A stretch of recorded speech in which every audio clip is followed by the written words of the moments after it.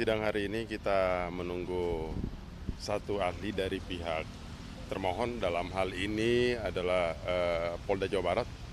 Jadi kita belum tahu apakah ahlinya itu, karena yang mereka periksa di dalam BAP itu kan ada 4 ahli.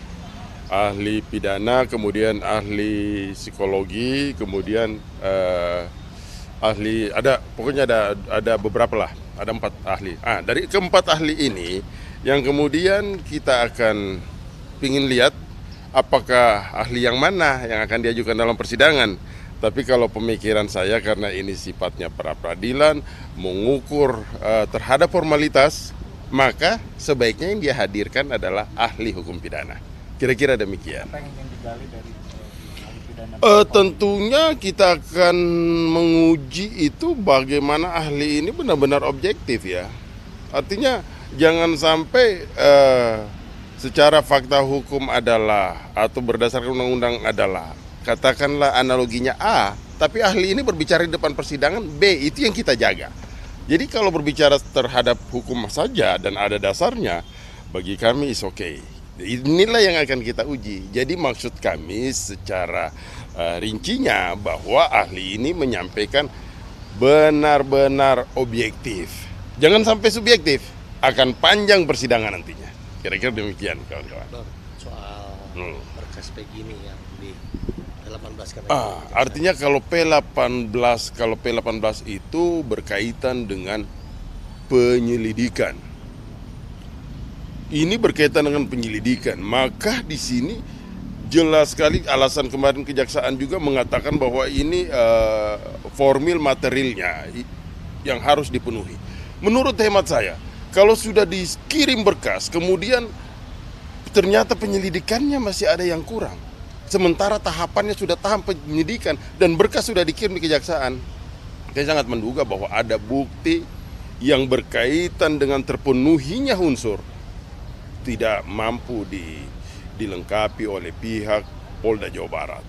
Makanya saya juga sangat yakin apakah ke depannya ini Polda mampu melengkapi bukti itu. Tapi harapan besar kami sampai hari ini bahwa kami meyakini, selaku tim kuasa hukum Peggy Setiawan meyakini bahwa gugatan pra peradilan kami dikabulkan oleh Pengadilan Negeri Bandung. Bang, apanya Kabit Polda Jawa Barat, ahli pidana yang didatang itu apalah tempat Polda Jawa Barat? Sekarang begini, silakan saja mereka, ini kan asumsi atau pendapat mereka. Kita tidak mau menanggapi itu. Silakan saja kalau dia mengatakan bahwa itu menguntungkan. Pada prinsipnya ahli yang kita hadirkan adalah ahli yang no design. Benar-benar ahli yang kita hadirkan di persidangan, ahli yang objektif. Karena perkara ini saya katakan dari awal, ini benar-benar perkara yang bukan kepentingan kami selaku penasihat hukum. Bukan kepentingan seharusnya bukan kepentingan kepolisian juga. Tapi ini kan kepentingan masyarakat, kita mengukur jalannya penegakan hukum. Karena kami selaku penasihat hukum menginginkan bahwa proses penegakan hukum itu yang fairness. Semata-mata itu saja. Jadi kita bukan gontok-gontokan, menutupin kesalahan, buat apa? Kita ajukan apa adanya. Makanya mulai dari ahli ataupun saksi, kami itu ringan, tidak ada beban. Semuanya kami sampaikan dengan jelas. Karena tidak ada sama sekali yang kami desain-desain. Nanti kamu saksi harus ngomong begitu. Tidak ada, semuanya ngomong apa adanya, apa yang kamu lihat, apa yang kamu dengar, apa yang kamu alami. Ahli kami sampaikan objektif. Akan panjang persidangan nantinya. Kira-kira demikian kawan-kawan. Soal berkas PG ini yang di 18 kan. Artinya kalau P18 terkait yang pertama terhadap alat bukti. Kita bisa terhadap alat bukti yang mengantarkan Peggy Setiawan. Iya kan, mengantarkan Peggy Setiawan kepada tersangka. Itu yang pasti yang menjadi akan menjadi fokus bagi mereka. Tapi kami pun juga sudah siap. Artinya sampai hari ini persidangan saya katakan belum ada bukti yang diajukan oleh pihak kepolisian yang berkaitan dengan Peggy Setiawan adalah Peggy Peron. Sampai hari ini. Makanya sementara yang kita masukkan di dalam permohonan kami, ini adalah orang yang salah. Ini salah tangkap. Peggy Setiawan bukan Peggy Peron. Seharusnya yang dibuktikan itu.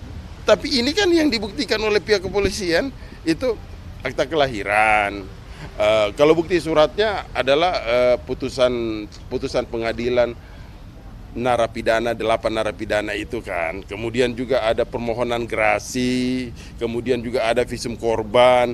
Kalau yang kemudian kita maknai kaitannya sama Peggy Setiawan, ya tentu bukti surat ini tidak bermakna apa-apa.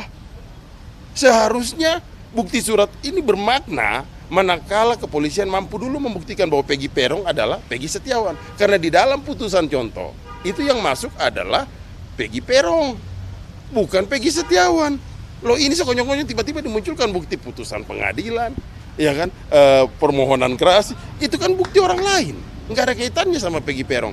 Seharusnya nggak ada kaitannya sama Peggy Setiawan. Harusnya dia buktikan dulu Peggy Setiawan adalah Peggy Peron, buktinya ini bukti suratnya, ini ahlinya, ini saksinya. Kan harusnya begitu, ini kan tidak ada sampai persidangan ini. Padahal inti dari persidangan ini mengukur itu, bukan mengukur lain-lain. Itu loh. Bang, kemarin kan Polda juga menanyakan pada saksi bahwa sempat melakukan ada obat tramadol itu pada saksi tidak. Yang mana? Pada saksi. Oh, yang kepada saksi sampai sempat diperiksa di Polsek. Ya.